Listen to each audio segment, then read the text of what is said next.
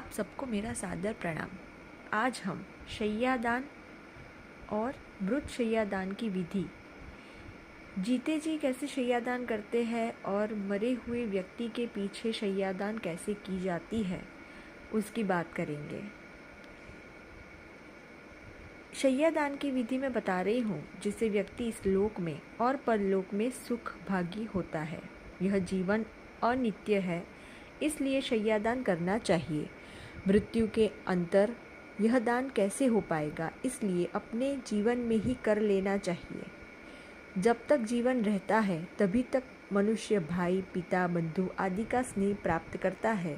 पुनः उसी को मर गया समझकर सबका स्नेह छूट जाता है।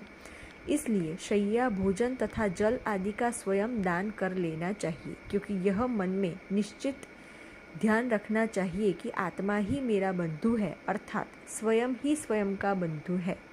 जिसने दान तथा भोगादि के द्वारा अपनी आत्मा को संतुष्ट नहीं किया, उसके लिए स्वयं से बड़ा और कौन हितकारक होगा। मर जाने पर कौन उसकी पूजा करेगा। इसलिए मानव को चाहिए कि श्रेष्ठ लकड़ी की एक शैया का निर्माण कराए या उसे खरीद के घर ले आए। उस पर गद्दा, चादर, तकिया बिछा के उसे धूप, चंदन, कुमकुम, गुगल, अबील से सुवासित करे। उस शैया पर लक्ष्मी सहित विष्णु की कोई भी धातु की प्रतिमा स्थापित करे और शैया के सिरहाने एक कलश स्थापित करे। विद्वान व्यक्ति को यह समझना चाहिए कि भगवान निद्रा में है। शैया के पास कुमकुम, कपूर, अगरू, चंदन, सुपारी, दीपक, जूता, छाता, चामर, आसन, भोजन और सप्तधान को यथाशक्ति रखे। अन्य भी उपकारक वस्तुओं को वहाँ रखे। तंबू से शैया को सुशोभित करे। इस प्रकार वस्तुओं से सुशोभित शैया सपत्नीक ब्राह्मण को विधि पूर्वक पूजन करके दे दे। उस समय इस मंत्र को पढ़े। नमस्ते सर्वदेवेश शय्यादानं कृतं मया देहि तस्मात् इच्छन्ति फलं। नमस्ते पुरुषोत्तम यथा न कृष्ण शयनं शून्यं सागर जातया शय्या ममाप शून्यास्तु तथा जन्मनि जन्मनि। इसका अर्थ है, सर्वदेवेश मैंने शैया दान की है, आपको नमस्कार है। पुरुषोत्तम आप मुझे शांति प्रदान करें, आपको नमस्कार है।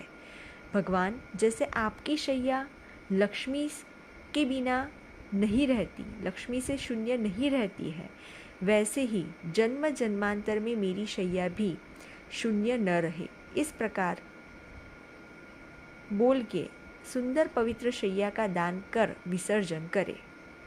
ये जो मैंने बताया वो जीते जी शैया दान करने की विधि मैंने बताई।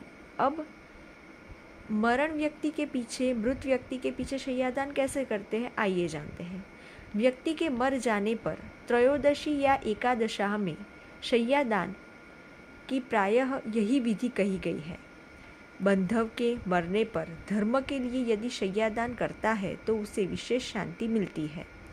इसमें कुछ विशेष बातों का ध्यान रखना चाहिए, वह मैं आपको कह रही हूँ। मृत व्यक्ति ने अपने जीवन काल में जिन वस्तुओं का उपयोग किया था, जैसे कपड़े पहने थे, जैसा उसका वाहन था, जो वस्तु वो खाता है, जो वस्तु उसे प्रिय लगती थी, उन सब का भी शैया के साथ दान करना चाहिए। इसे मृत शैया दान कहा जाता है। मृत व्यक्ति की प्रतिमा भी वहाँ स्थापित करनी चाहिए। अनंतर पूजा करके वह मृत शैया प्रदान करनी चाहिए। इस प्रकार इस शैया के प्रभाव से वह मृत जीव स्वर्गलोक, इंद्रलोक तथा सूर्यलोक में सुखपूर्वक निवास करता है। भयंकर मुख वाले यमराज के दूत उसे कष्ट नहीं दे पाते। धूप और शीत से उसे कभी भी कष्ट नहीं होता। वह स्वर्ग में पूजित होता है और प्रलय पर्यंत वहाँ सुख पूर्वक निवास करता है। जल्दी से मेरी चैनल को, अगर आपको मेरा ये वीडियो अच्छा लगा है तो जल्दी से मेरी इस चैनल को सब्सक्राइब कीजिए, लाइक कीजिए और शेयर कीजिए। नमस्कार।